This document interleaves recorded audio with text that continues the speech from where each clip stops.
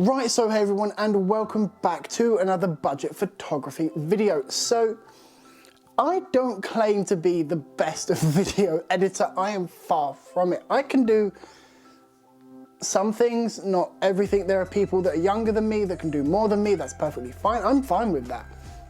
Doesn't bother me because I'm not really I don't really do video. But today I want to talk to you guys about a really horrible app. Now, the app in question is Adobe Premiere Rush. It is the iPad version of their Premiere Pro, a really diluted down version of Premiere Pro. And now, as I said, I'm no expert here, but it's absolute rubbish.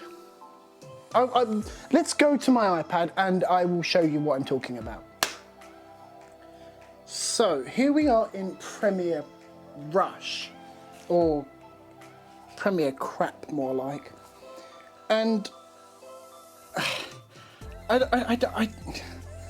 mean, these are the clips that you get as a little kind of play around, so you can get used to it. And she is a YouTuber. I don't know who he is personally. I don't know her name, but she's quite a famous other YouTuber. I'm not trying to discredit her by saying anything about this product. I'm sure she's a great YouTuber.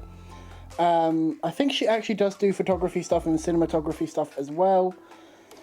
But we'll use these clips. I do have other clips over here that was one of my videos that I was playing around with from last time. So we'll just use the stock footage that they kind of give you to have a mess around with this app, and it does do some stuff really good. I mean, this sequence of events that they've given you doesn't really make any actual sense, because she says here that they're going fishing or diving or something here in the beginning, and then you just see a clip of the boat, and then that's the end of the day for them.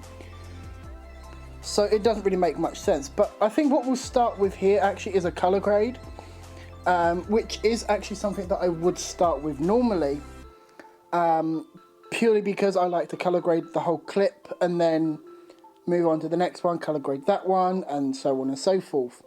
So you do actually get some presets that look kind of okay. They're not okay, they're absolutely horrible. Now, you can edit this yourself, and I'm sure that you could probably do more color grading on maybe some better footage. But this footage in particular, and even my footage, which is usually quite good to color grade, isn't really nice to color grade. And if we go back actually and we go into my one, while that does look really nice, the sharpness looks really nice. I will give it that. The sharpness does look really quite nice. My microphone's been playing up. I'm going to put it hanging just here. There we go. The sharpness does look nice, and that's about the only thing that this app actually offers is, in comparison, is sharpening. You can change the colors, how warm you want it and how cold you want it, which is quite nice. You can change the tint, the vibrance, the saturation. You've got advanced here. So yeah, you've got some sharpening that you can just change. You can take away all the sharpening if you really want to. Don't know why you do that. I always add a little bit. But anyway, going back to the stock footage that they give you. Now, this here kind of just shows that he isn't either. It shows that he either I can't even get my words out right now, isn't a very good cameraman, or he hasn't really cared about, or he hasn't got a camera, I should say, that really worries about the highlights. Because if you look at the wall, you can see that, well, the sky is really blown out. But in comparison to when we've got this boat footage, this is all nicely exposed. I mean, this is just me critiquing their work now. And then that's all nicely exposed. So I don't really know what happened there, but anyway. So editing, color grading, I should say, this footage is okay, but the presets are not really much you can do with this. I mean, LumaFusion has kind of the same features, lifting the shadows and stuff like that, which is okay. It's kind of a basic color grade. It's not really like, something more professional. Oh, you just changed. I have no idea how I've done that, but hey ho. But the one thing that really bugs me about this app is the fact that I am, in fact, a Adobe person. I use Lightroom and I use Photoshop on a daily basis. Now, the only thing that I do really like about this app is the fact that, well, you've got this, wait, where is it? There is a button here, and it is really quite good. If I go to, I can't remember, the reduced noise background. Now, I will admit that is a really good feature to reduce the noise of the background of the audio so that it concentrates primarily on the audio of the, you know, the people speaking in the clips, which is quite, again, as I said, it's quite nice to have. But getting past all of that, like the fact that it's not very intuitive, it's really quite hard to move stuff around, and it doesn't, and every time you move something up here, it shrinks the screen. And it's like, why? Why do you have to shrink the screen to that for me to be able to look at my timeline properly? Like, what are you doing? Why? I don't want my screen that small. And then the last thing that I'm going to say about this app is the fact that if you push share, there's a massive paywall. Now, I can continue for 3 days, but pay £33 a year with a 3-day free trial. Or I could go with £4 a month, £5 a month. Now, while this app is okay, it is not worth £5 a month. Now, I currently pay £10 a month, or I think 15 in some cases, I'm not fully sure, for Lightroom and Photoshop. And why am I not getting this app as well? Like, I would kind of expect that. Paying that amount for this app is just not good at all. As an example, LumaFusion, which is right here, this is basically, well, it's not free because so I can't say it's free, but you pay £20 one-off charge, and that is literally it. That's it. There are no more paywalls. Once you have, you know, put in your payment, once you've paid for it, that's it. You know what I mean? Like, if we go here now and look, here's the intro that you just saw, and, you know, I've not got to, if I go into, I don't know, let's say I want to color grade it, this won't be the actual color grade, I'll just, I don't know, let's bring it down dark, let's bring in a lot of contrast, I'll take away that, I'll do that, I'm going to do that, I'll do that.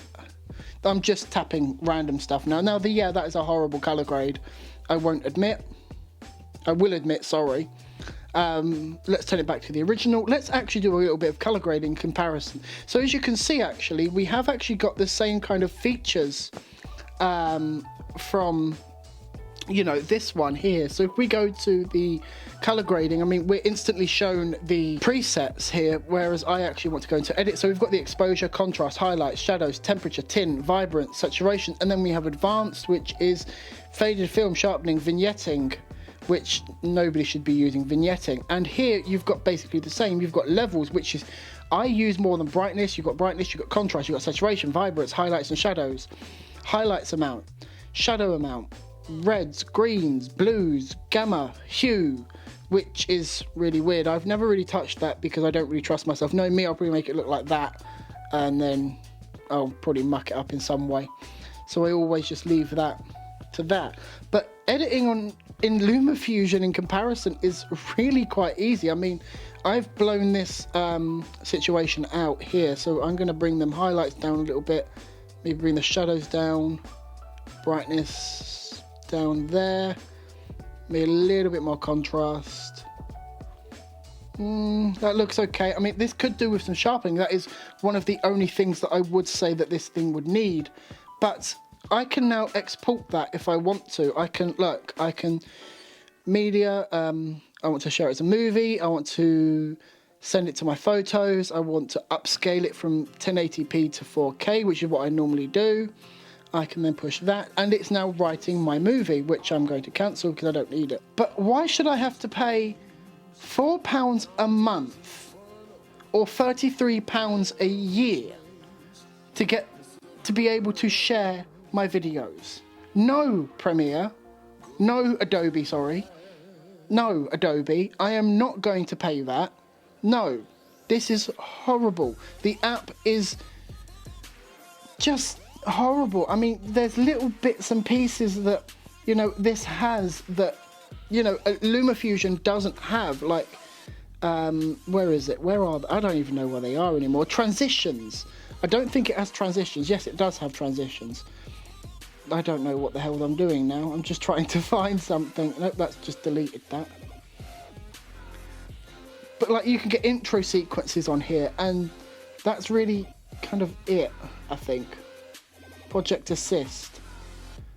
But like, it's just so unintuitive. Like, I've had this app now for about a week, and I've been, you know, mucking around on it with different projects just to have a look at them, see what they're like. And it's just been absolutely horrible. I just accidentally recorded then.